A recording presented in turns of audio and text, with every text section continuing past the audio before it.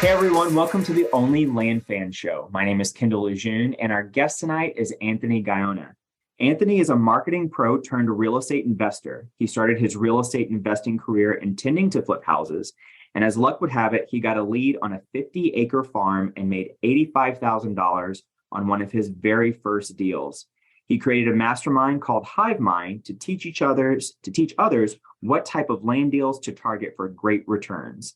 Now he and his team members target land deals valued at $1 million and above. Anthony, we are so glad to have you. How are you, my friend? Hey, good, man. Yeah, thanks for having me on. I appreciate it. Absolutely. Now you're based in San Antonio, is that right? Yeah. Yeah, did you guys get a lot of ice there and stuff?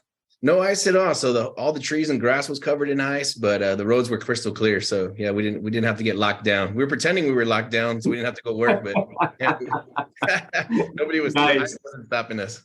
Nice. Ice doesn't stop. No, you got to keep the grind going.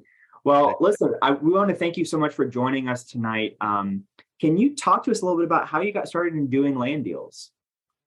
Man, it's super funny. So I've been a general contractor all my life. I went to work with my dad's company when I was 12 years old. And I thought I was going to be a famous boxer. And he's like, get in the truck, you're going to work. So I started in construction. I hated it, of course, as a kid, but I did pretty well for myself. And eventually I started doing commercial roofing. And I was doing big projects, $500,000 roof, $1 million roof. Returns are really good. So I came to the point to where I wanted to build a house for myself and my family. I got on YouTube and I Googled, how do you buy land for cheap? Right. And I started learning about wholesaling. So I was like, dang, these guys are pretty much like getting land for free almost. Right. So I put all my attention and time and energy into wholesaling. I started in just probably like January 1 of 18. And I started advertising for everything. So I started advertising for commercial houses, like just whatever I could find. I have a marketing background. So I think I threw like 25,000 at marketing, like immediately. Wow. I ordered like 1,100 bandit signs, started doing pay-per-click, Facebook. I pulled like 500,000 records and skipped it and did RVMs. Like I just went all out so I could see like, how do we shake this tree? Like what makes a deal happen? And I got a lead pretty quick. I think within 40 days, I got my first contract. It was on a house that it took several months to actually move it. I think I ended up making like $1,800 or something. I think one of my earlier deals, like second or third deal, I got that farm. It was a farm up by Grandview, Texas and Fort Worth. And I ended up making 85,000 on that one, so that kind of made me feel like, I think I need to pay more attention to land, right? Because I thought I was going to flip houses and do remodels and use my construction background. I've flipped houses for other people, for investors, when I was just on the construction side. And I remember we did this house. It was on Flamingo Lane here in San Antonio in Alamo Heights, north of Alamo Heights. And we knocked out the whole house, inside, outside, gutted both bathrooms and everything. And we knocked it out like in 30 days flat. I mean, a complete remodel, inside and out, kitchen and everything.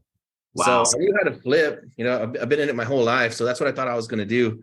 But yeah, I really got drawn to land because I was like, dang, if you can make that kind of money and not remodel anything, not do anything. I intended to cut the grass. So I was looking for somebody to go out there and shred it because this farm hadn't been cut in years, right? The grass is like 6 feet high or something. So I was looking for somebody to go out there and at least shred it and make it look good so people can drive it. And it sold before I even did that, So wow. I was like, dang, wow. I was like, holy crap, 85,000 without doing any kind of remodel. Like, I think I'm just going to start looking more for land deals. So we kind of refocused and started specifically looking for land, and the rest is history, man. Nice. So when you first got started and you pulled all of those leads, you were just trying to look for houses, lots, whatever you could find. Is that right? And then anything. Yeah. I didn't even know about targeting. Yeah. I just pulled everything. I just pulled nice. records for anything and everything in the San Antonio area. I guess. I love it. I love it. And then stumbled across an $85,000, no rehab, nothing kind of deal. I love that. So you mentioned that you went to YouTube when you first started. You had a little bit of background in construction and flipping, that kind of thing. Were there any types of mentors or coaches that you went to learn when you first got started in land? So for land, I had been watching like Ari Tipster and probably Willie Goldberg and some of those guys on YouTube, just randomly. Like I was always a education driven person. So I watched a lot of like health and fitness stuff and bodybuilding videos. And even now, like I'm a crackpot scientist. Like I got all kinds of crazy stuff at my house. So I've always been down like the learn from YouTube rabbit hole. So yeah, I just randomly had some like land investor videos burning in the background, but I don't even know if I was ever going to pursue it. I was just interested on hearing different business models and that kind of stuff. But it never dawned on me that people were using marketing to go after real estate. I never put two and two together. So I'm marketing for like roofing projects, roof leaks, bathroom remodels, construction type stuff. And I've been doing that type of marketing for almost 15 years. So I could generate plenty of business. I would sell the leads to friends, subcontract stuff. So I was effectively wholesaling construction projects. Right. I didn't even know I was doing wholesaling. I had no clue, but I was generating leads and then moving them to a third party and then just taking the middle. Right. Nice. So when I put two and two together, finally, when it dawned on me that people were using marketing for real estate investing, I was like, man, you know what? Forget construction. I'm out.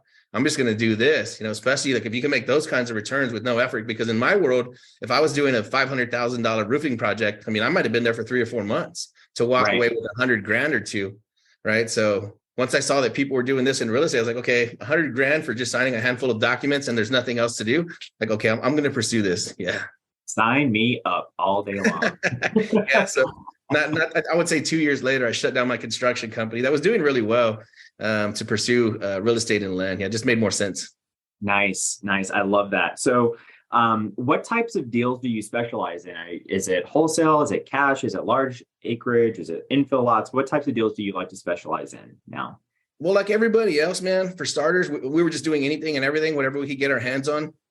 But again, I remembered that if you go after bigger stuff, right, then the deals are going to be better. And it's funny, too, because in the roofing world, when I was in construction, I have a bunch of friends that do residential roofing and they're all successful. I mean, a lot of these guys are multimillionaires, right? But every hit is like $3,000, $5,000, $8,000. I immediately bypassed all that when I went into roofing and I went straight to commercial. Right. So I kind of recognized that coming into real estate is like, hey, just go after big stuff and the returns will be a lot better. So I did happen to I did several small deals, but then I kind of fine tuned where we are now 4 years later. I would say about 3 years in, we started just going after big deals and we made a minimum threshold of land deals that are at least $1 million and up. Got it. So $1 million in value or $1 million in profit? $1 million in value. We shoot for no less than 100,000 profit. Got it. Nice. So you mentioned big deals, and I completely understand that. I completely get that. I mean, the fact is, sometimes you make crumbs on deals, but if you get a crumb from a huge deal, that's a pretty big crumb sometimes, right? And so, what is the largest land deal that you've done to date? Do any stick out in your mind? So far, total profit on one deal, 400,000. Nice. Yep. Wow. And I have another one right now. We're already, everything's on the books, everything's on paper. It's like 650, but it's in mortgages, right? So we did a lot of seller finance on that one. So I might end up liquidating that whole entire portfolio. And again, I'll probably walk away with another like 400, 425 or something. Nice. So when you started doing land deals, what was the biggest challenge that you had when you first started doing land? I think it was consistency, man. It was being able to find enough deals to keep me in the game. So since I came in having a construction company, I had a secondary income, right? So I didn't feel the need or the urgency to go and tie up a bunch of deals because I'm like, if I do 1 or 2 deals a year, big deals, I was only doing like 8 or 10 deals a year. I said, so if I can make an extra 100 or 200 grand doing a handful of deals, I'm happy with that. But as I started to taper out of construction, I said, man, I'm going to have to find a way to get either a ton of deals in the pipeline or several large deals in the pipeline. So this 1 deal a month, 1 deal every 2 months wasn't going to hack it. So I think that was the biggest challenge, is trying to fill up the pipeline, go after deals where if we did close one, then we're set for several months. Nice. So I know that you had mentioned that you'd already done, you'd already sort of figured out in your construction background to go after the bigger deals. So it really wasn't a huge jump for you whenever you started doing land to go after the bigger deals, right? What would you say to someone who may be nervous or anxious about moving from doing these smaller infill lots to bigger $1 million deals? I think that there's really no difference There's no difference. It's not less work. It's not less stressful. All the front end work is exactly the same. You're going to pull a list. You're going to generate a lead. You're going to talk to a seller. So if you can work up the nerve, right, to pick up an $8 or a $10 or $15,000 deal, the process is no different if you're talking to somebody that has a $15 million deal. There's no difference at all, right? I think it's a level of belief, right? So if you call and you say, hey, well, I got $4,000 in the bank. If this guy says yes, I can easily wire him the $4,000 next Tuesday and we're all set. But since you lock up a deal that's $4 million and you don't have access to $4 million, not in your bank or your network's bank, nobody's bank, there's some kind of like automatic block that happens in a person's brain where they say like, I'm just not going to call this guy because I don't have any way to pursue this deal. I think if you can dissolve that one layer, then everything else gets easy, right? Because we've got deals now where we'll come into a $600,000 property, a $2 million property with zero out of pocket, right? But there's no way for you to identify that if you don't at least first have that conversation, right? So I think eliminating the idea that there's numbers there, right? And it sounds funny, but it's like, if you can work up the nerve to call a $10,000 land deal, then you can work up the nerve to call a $10 million land deal because all the sellers are the same. They all have something going on in their life. There's always different challenges. If you think in your mind that only people that are super successful and have A1 credit own multi-million-dollar deals, then you have a surprise coming, right? Because those sellers get themselves in financial trouble. They ruin their credit. They have the same life situations that somebody that's trying to sell their mobile home would have, and they own a $1 million lot. So there's no difference at all. If you can dissolve that one layer in your mind, then that's it. I mean, you're home free. Nice. Yeah, that mindset piece is huge. And I love the way that you frame that. So if you can go after a $10,000 deal, you can go after a $10 million deal. The only difference is this mindset. So exactly the same. How do you go about raising money for large land deals?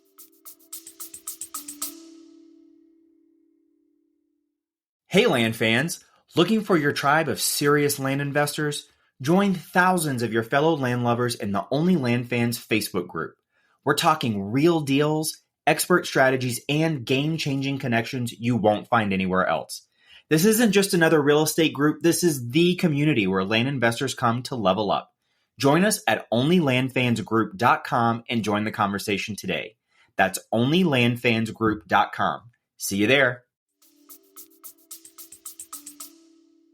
Man, for the most part, it's been through our network, mostly through people that we know. So I think the idea of HiveMind when we first started was like, of course, let's have a mastermind. Let's teach people how to go after this exact same stuff that's hard to find.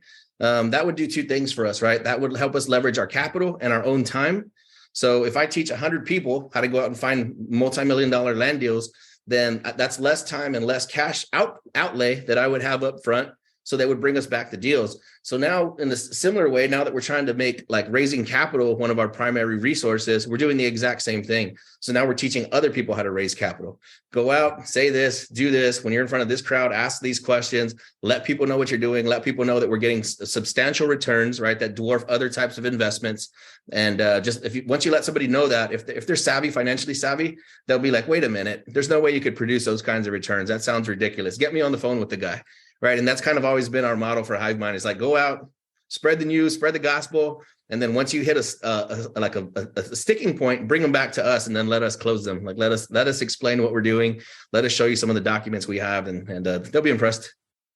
Right on. So, when you are at, like, let's say, someone's listening to this and they are interested in raising capital and they want to get hooked up with you and that type of thing.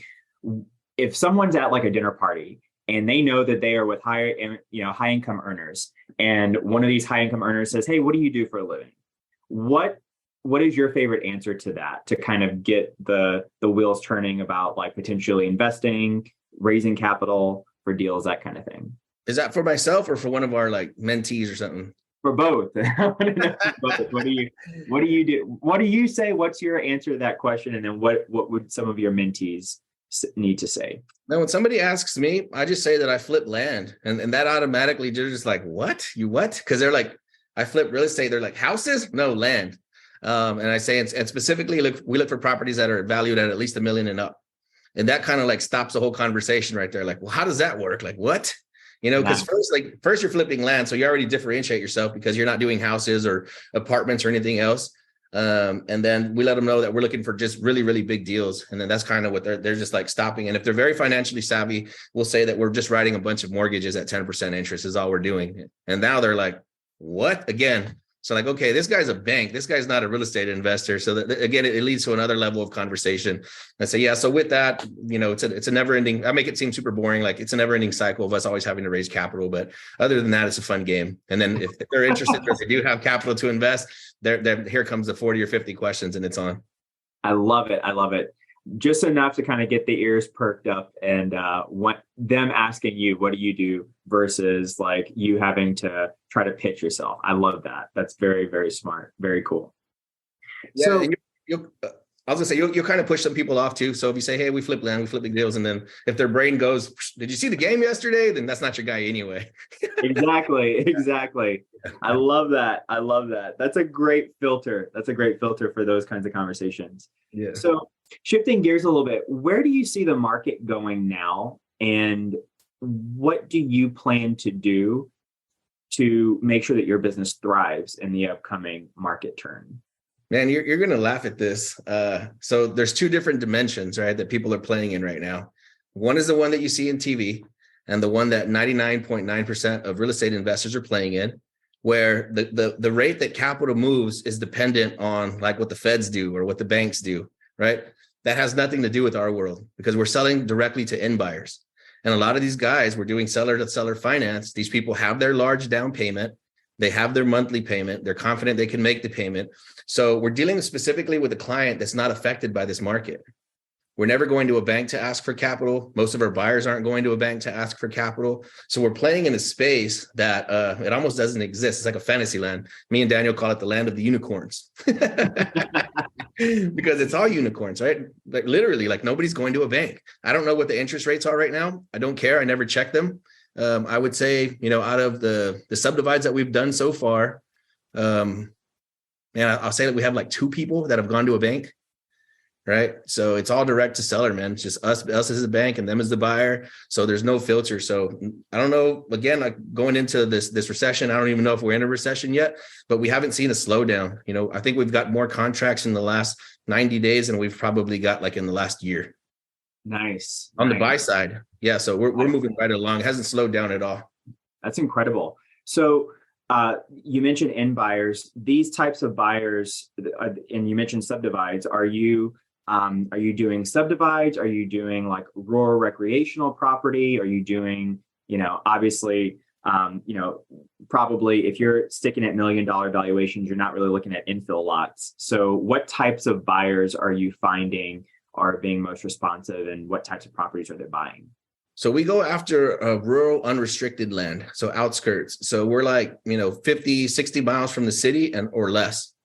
Got it. Right. Where somebody can still commute into the city and back in the same day. And that's pretty much that's the window that we play in.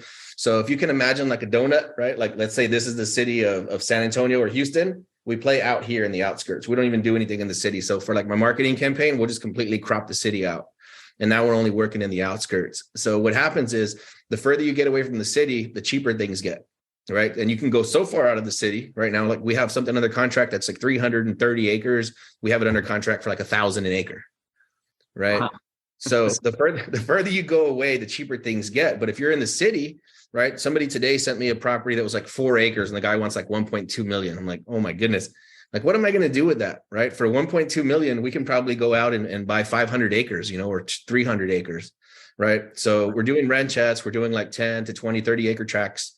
And our buyers are all just regular blue collar workers, man. They're just your average Joe, that's a painter, a rancher, some guy that just wants to throw some goats and some chickens in a mobile home and go out there and shoot guns. And that's pretty much it, man. Yeah. I don't think we ever sell to anybody that's like high value, trying to build skyscrapers or, super savvy real estate investors. This is just all average Joe that has 20 or 40 or 50 grand to put down. And those are our buyers, man, all of them. Nice. So you mentioned down payment. So I'm assuming that a lot of these deals you're selling on terms. Is that right? Yeah, all of them, man. We do no less than 10% down and we do 10% interest on everything. Nice. Very cool. Very cool. Yeah, we're about to bump that to like 20% down and 12% interest if things keep going this good. Well, I imagine that definitely opens up your buyer pool quite a bit, so that's big time, man. Big time. Yeah. Anybody could be a buyer. So we used to sell everything on cash, right? But if you have to find somebody that can come in with 200 grand or 250 grand cash or pre-approval from their bank, those are few and far between. Like once you go beyond the 200,000 mark and somebody got to get a loan for 250, 300, 350, now you're shooting in the dark. But that same guy can buy a $350,000 ranch with $35,000 down. I mean, it's on. I mean, we just, like I said, the sales are going nonstop right now. We're about to sign up another 700 acres and do the same thing. That's fantastic. That's incredible.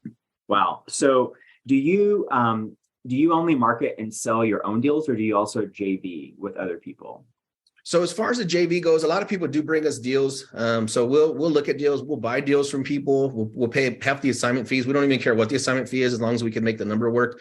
If somebody's going to like really JV with us, like bring a $6 million deal and want to partner in the deal, they're probably going to have to bring some capital with the deal. Yeah. If not, we'll just give them some kind of generous assignment fee, either, maybe partially in the front end and some on the back end. But yeah, we JV with everybody, man. That's great. Also opening up your seller pool and getting more in that pipeline. So what would you say to someone who is newer to this industry and is looking to JV or wants to JV with you? What would you say to them about how to get started in doing that? What does that look like?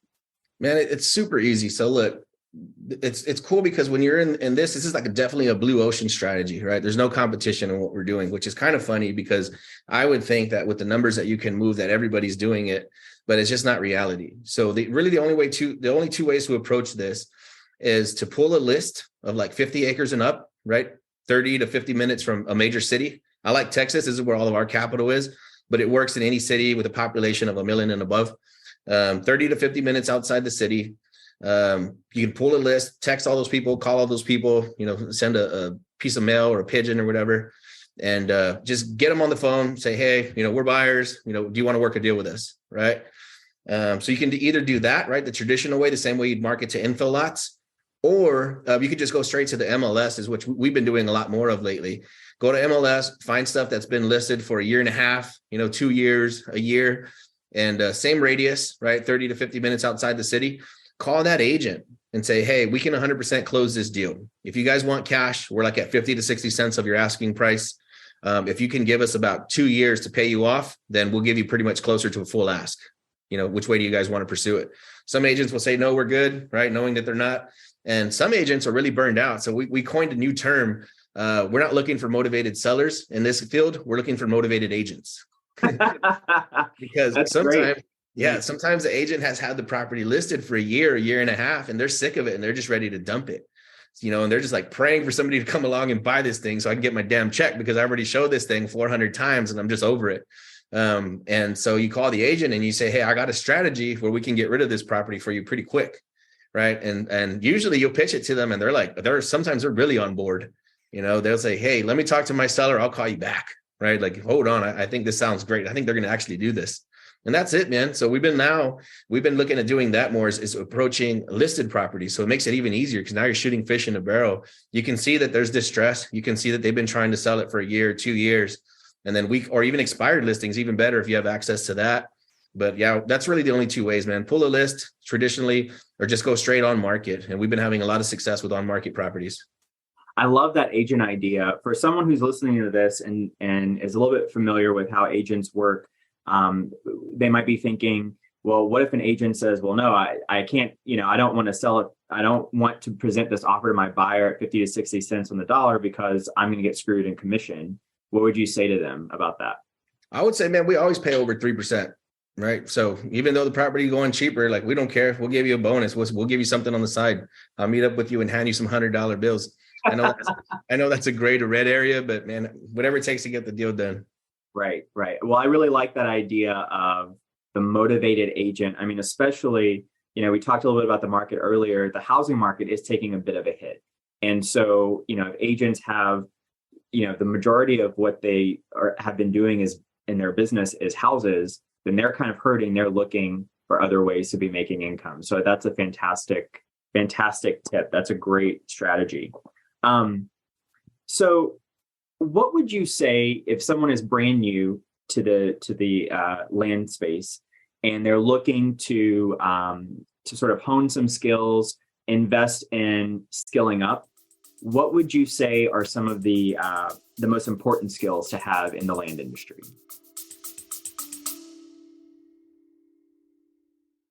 Listen up, land fans. This is huge. We're bringing you the one and only Pace Morby, star of A&E's Triple Digit Flip and the mastermind behind $450 million in real estate deals. He's coming to our virtual meetup on Thursday, December 5th to share how he's applying his creative financing genius to land deals. Head to olfmeetup.com to save your spot today. That's olfmeetup.com. This is the kind of opportunity that changes everything. Man, I think this game is it's all just brawn, man. No intelligence, just brute strength. If you can pick up the phone and get rejected, this is the best space to do it in, because if you're going to call a bunch of, tracks that are, again, like 10,000 square feet, 5,000 square feet, and you're going to get yelled at and hung up on, I don't think that really happens in our world, right? Because those kinds of people are getting hit all the time. And when you call on a track that's $2 million, guess what? That guy's phone's not getting blown up. He's not receiving daily phone calls or daily pieces of mail because wholesalers are afraid of these deals. Most people don't even know how to move these tracks. That's why these tracks are sitting on market for a year, 2 years, because people don't know how to dispose of these kinds of properties.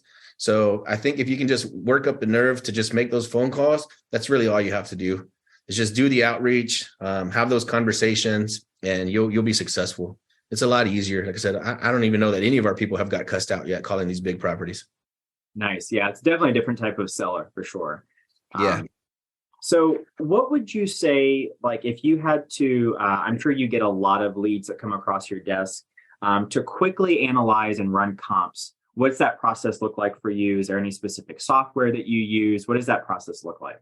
Man, I'll tell you what, comps has been the easiest thing to solve. And it's so easy that I think people struggle with seeing that there's no way it could be that easy. So somebody sends me a deal and it says it's 60 acres and it's in Conroe, Texas. All I'll do is go to Google and I'll type in land for sale, Conroe, Texas. One of the first things that'll pop up is realtor.com, right? So if it's a good subdivide property, I'll go in there and I'll find out like, okay, we're probably going to do 20 acre tracts on this deal. So I'll go find all the 20 acre tracts that I can find that are listed right now. Right. So Zillow, realtor.com, and on Realtor, you can see tracts that are for sale and tracts that are pending. So I'll see, hey, everything that's listed at 25 is not moving.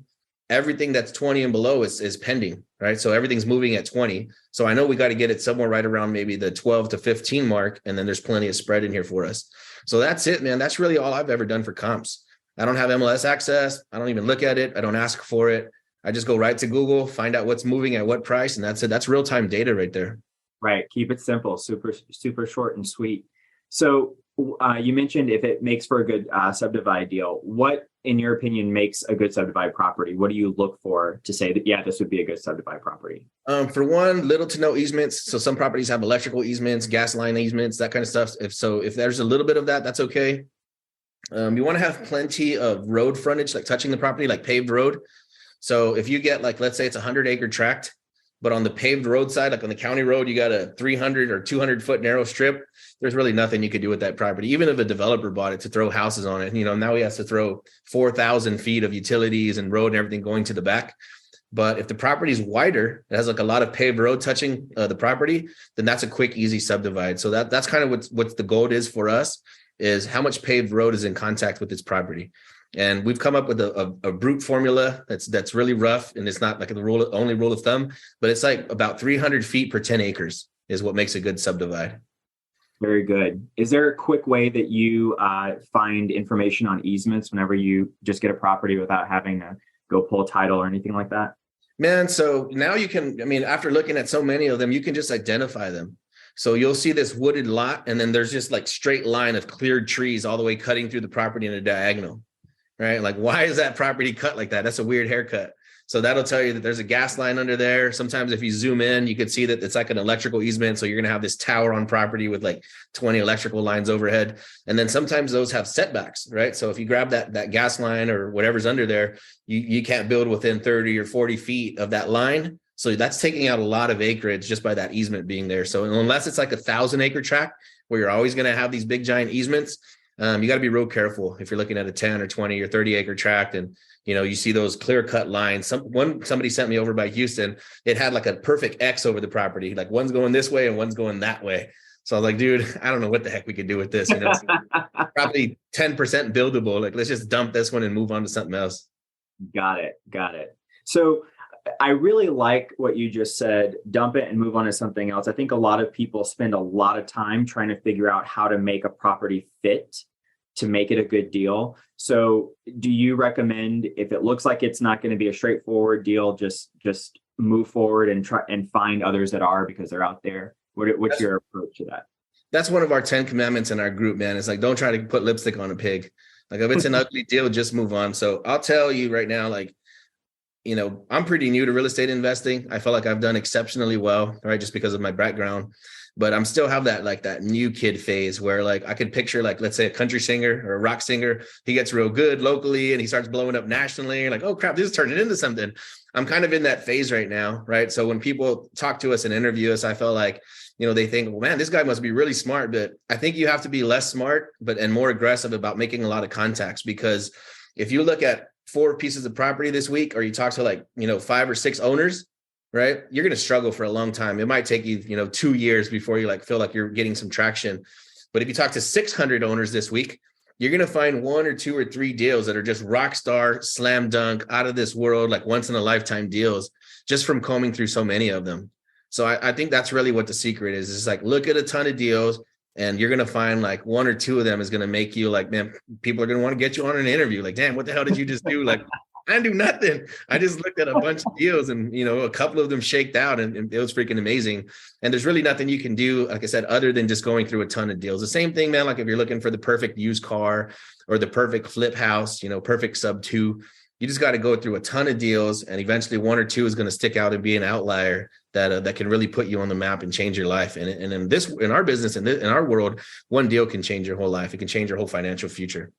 Totally. So getting eyes on a lot of deals takes a lot of volume for deals. How do you market? What's your favorite marketing?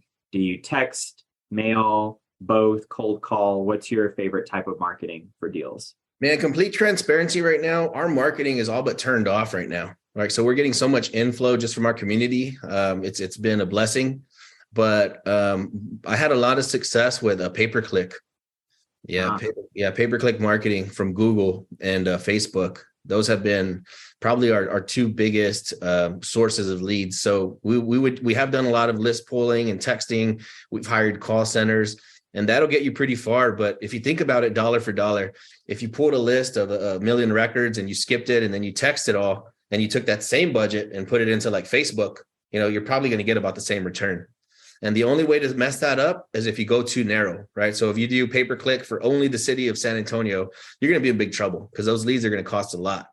But if you can draw a polygon around Dallas and Fort Worth, Austin, Houston, and grab that whole entire area, then your lead cost goes down, right? Or if you did the whole state of Texas plus the whole state of Florida plus North Carolina, and you're working 3 states at a time, that's when things get really juicy because your cost per lead goes way down. Nice. So if someone's listening to this and they're not familiar with pay-per-click as a marketing strategy, can you talk a little bit about that? What does it look like in general? Yeah. So, I mean, it's very simple. You grab an expert, if you can try to do it yourself, right? Which I did in the beginning, but I had already done a lot of marketing previously. But you grab somebody that knows what they're doing. I would say this is probably not one spot where you'd want to set up yourself unless you're prepared to spend a decent amount of cash and time before it grows fruit. But it's just hiring a third party that knows what they're doing. I'd prefer you get a recommendation, and it's where you pay a certain amount of money to get views on Facebook and on Google. So you have an ad that's floating around. Somebody goes to Google and they type in like, who buys mobile homes in Dallas? And bang, your ad pops up at the very, very top of the search results. I mean, that's guaranteed business. You might only get 1 or 2 deals a month, if you're spending $3,000 a month, but it's guaranteed business. Same thing for Facebook. You take that same $3,000, you build a clean funnel on Facebook. You really filter out the buyers or sellers, because you're going to get a lot of people that say, I'm just curious what you guys will offer me.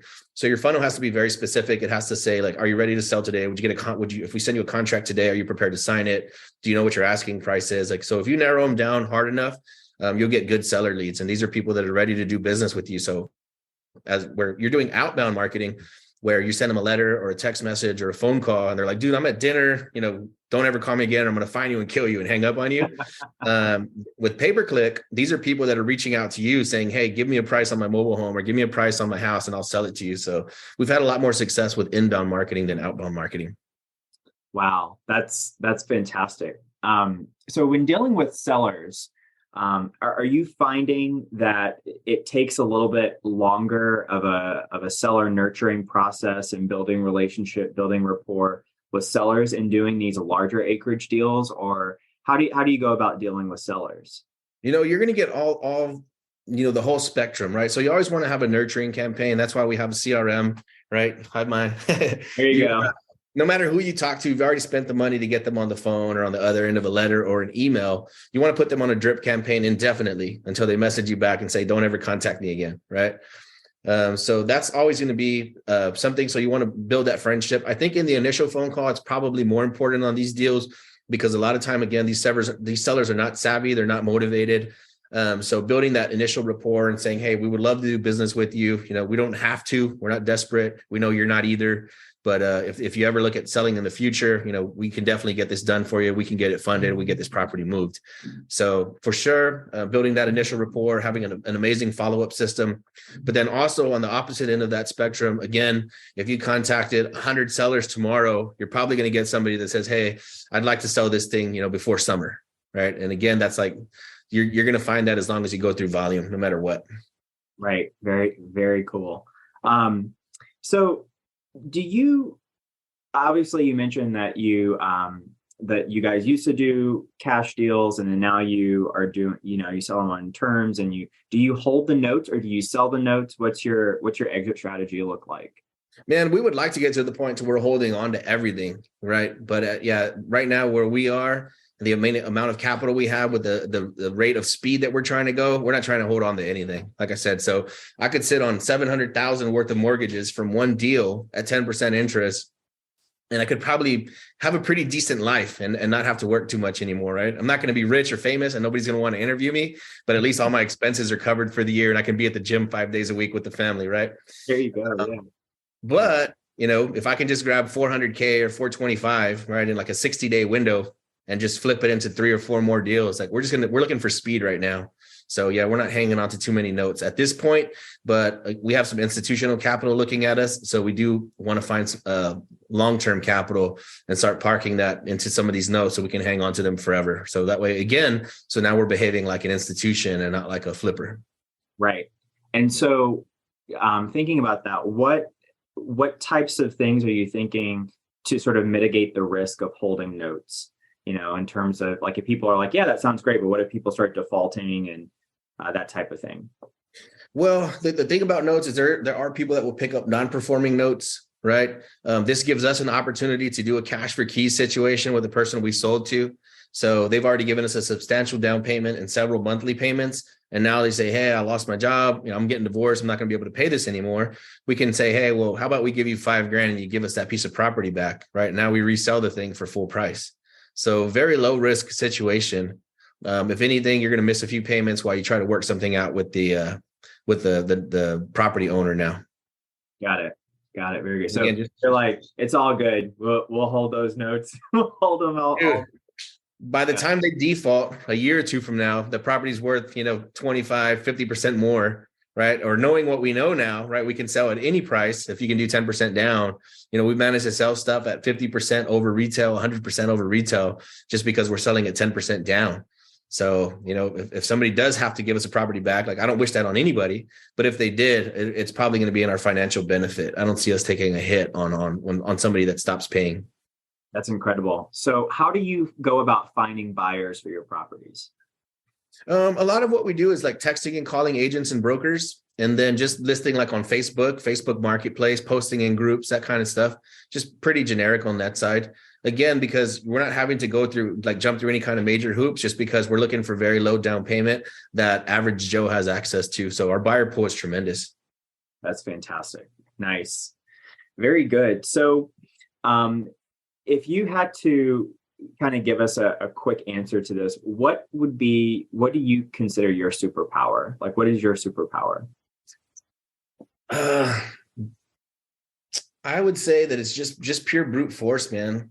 Like, I feel like I'm of average intelligence. I don't think I'm smarter than anybody, right? There's a lot of smart cats in real estate, and they're good at numbers and finances and spreadsheets and all that.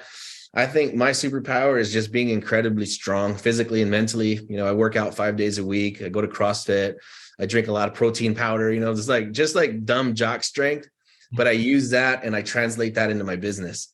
And it's just that ability to just keep going and going when you hit rejection or you hit walls. And I don't get down on myself, man. So like, let's say I just have the worst day ever, that it doesn't carry into the next day where I'm just like down on my luck, man, nothing's ever going to go right. I can't believe this happened to me.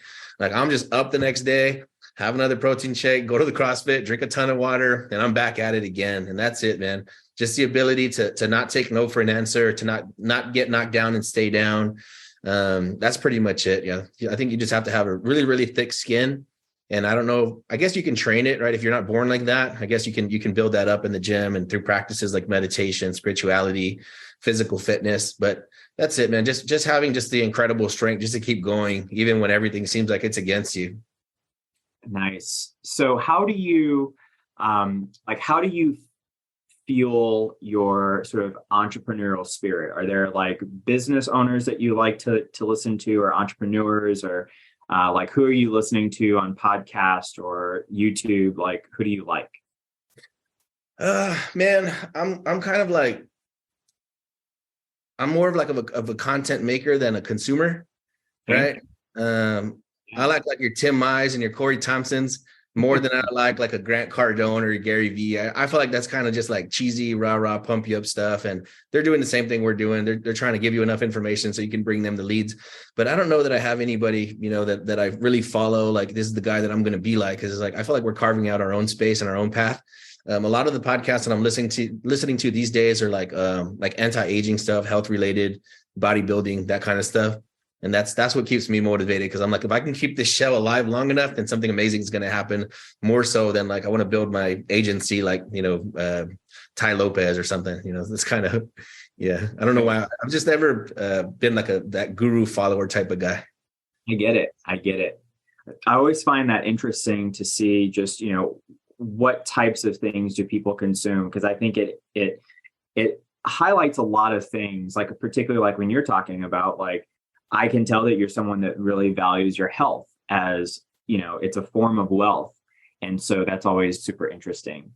I'll tell you, man, I got to a point in my life where I was doing like a lot of fasting. I've done 2 juice fasts and water fasts over 20 days, no food at all. Right. And wow. I'm doing a lot of meditating, praying, like being alone, go to the beach by myself, like go hiking by myself, spending a lot of time like in solitude, just trying to like grow my spiritual muscle.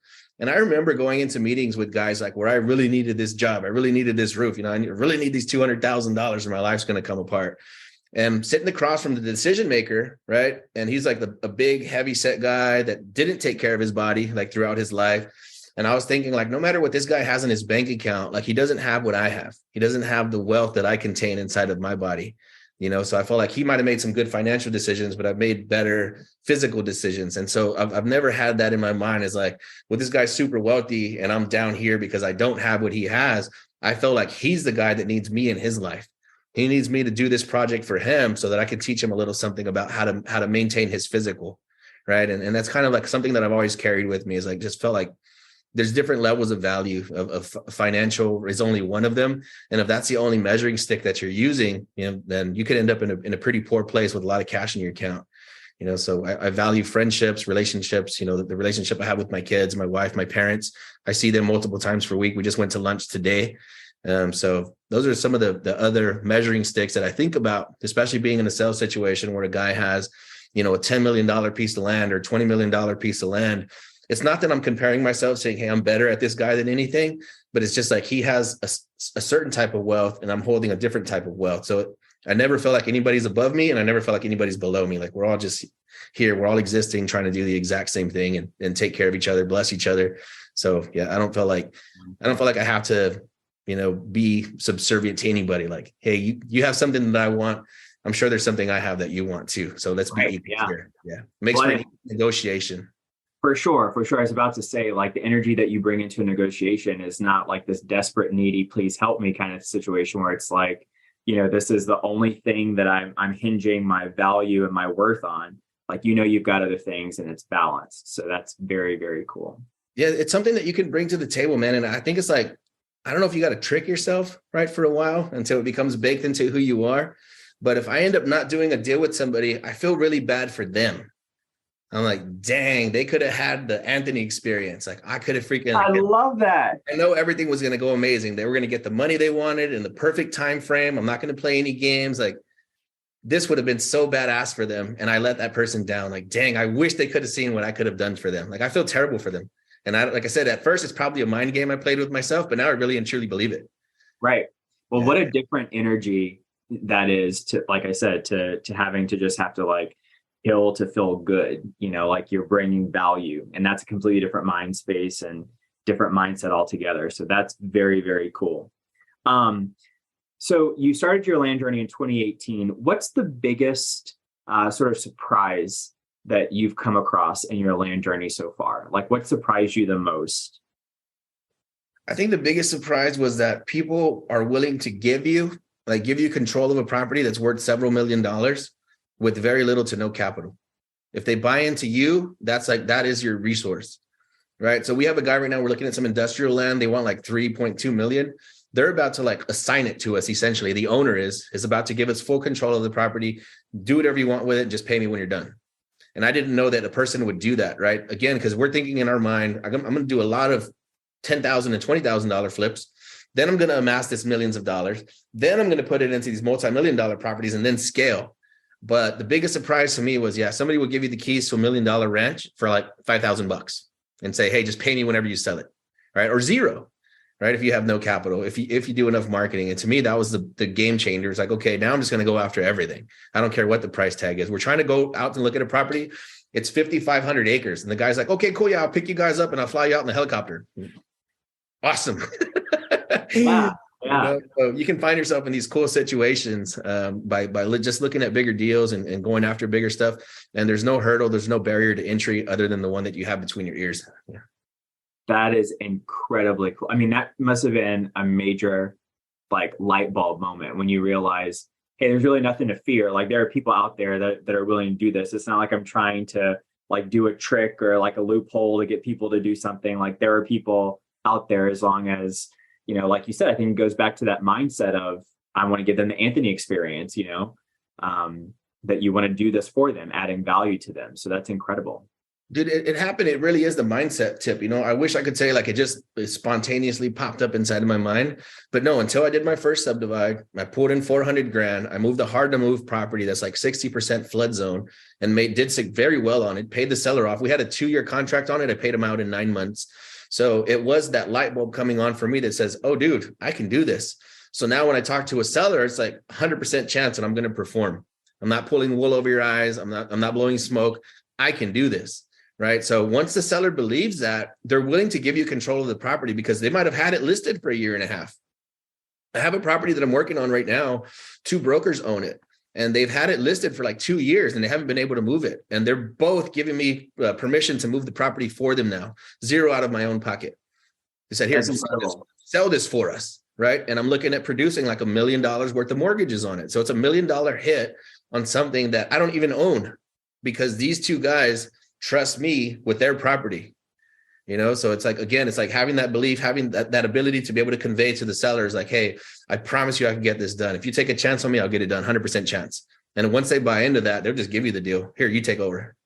That's incredible. I could imagine that might be a little, that could cause you to kind of second guess yourself if you're dealing with owners who are brokers. They are, quote unquote, the real estate expert in this, and they're not able to sell the property.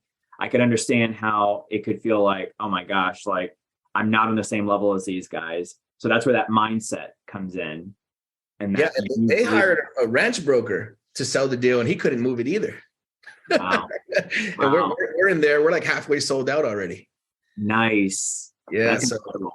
it's pretty cool, man. It's an interesting space to be in. I feel like it's like some kind of weird dream. Like I'm going to wake up tomorrow and I'm going to be remodeling houses still. Like there's no, but it's cool, man. It's a cool space to be in. Again, like I said, we're brand new to it, but we're moving pretty quick now. And now we're looking at stuff that's 6.5 million, like I said, 10 million, 12 million. And I get that same feeling like if they give me a shot, I'm going to be able to do it.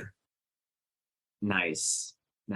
So, if you could give 3 pieces of advice to a brand new person, brand new to the land space, has never done anything in real estate before, what would you say to those people? Top 3 pieces of advice to a newbie. Okay. I would say hit the gym as many times as you can per week without killing yourself.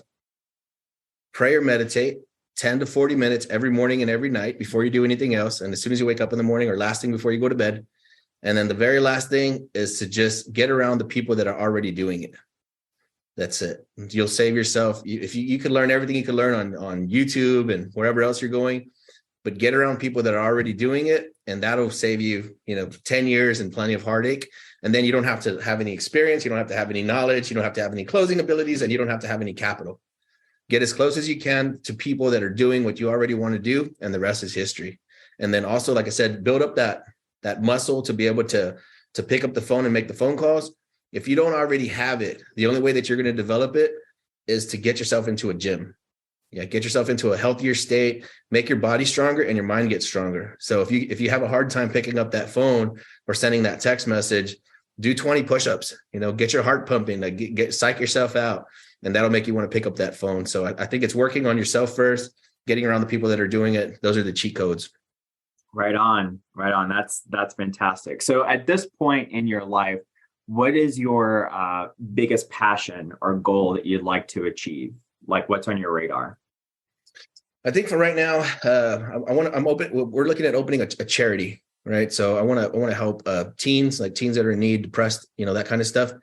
But I think the biggest thing that I'm passionate about right now is spreading the gospel, spreading the land investing gospel, because I feel like it's easy for one person to make themselves a millionaire, right? Anybody can do that. And in this world, you can do it like with a single transaction. But my passion is like sharing this with as many people as I can before I die, because this information it's available, it's out there, it's accessible, and people just don't know where to find it, or they haven't, they don't know where to look. So that's it. It's like, I want to make sure that everybody that comes into contact with me for the rest of my life has reached some new level of success, that so much so that they're able to share it with the people around them. And I think that would change and shape the world for the better. When average Joe is able to access enormous amounts of capital, I think that leads to a better world. Love that. I absolutely love that.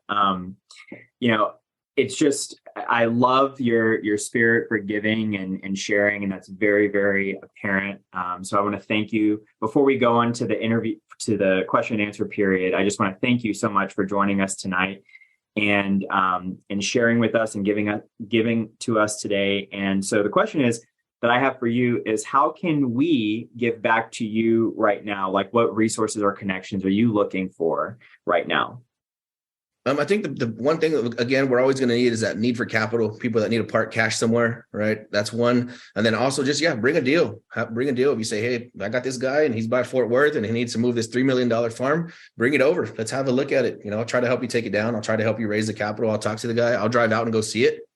Whatever I can do to take it down, I'm out there. I'm not, just making YouTube videos all day. I'm jumping barbed wire fences, and, I have a brand new truck, man. And if every single seller says the same thing to me, they're like, do you want to drive around and take a look at it? I'm like, yeah. You're going to get your truck dirty. I'm like, that's what I bought it for.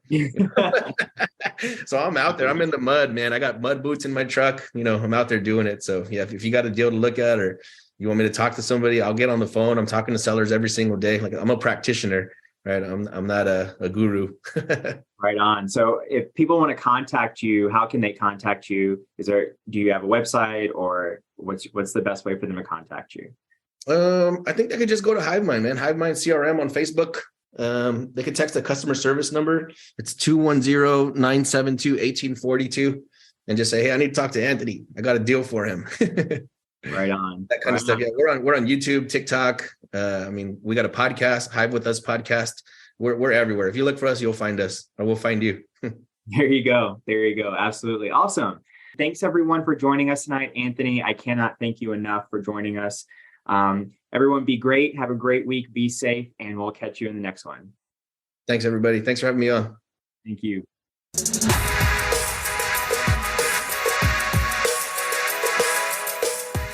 If you're interested in hearing from other 7-figure land flippers about how they've started and run their businesses, then join us at OnlyLandFans.com.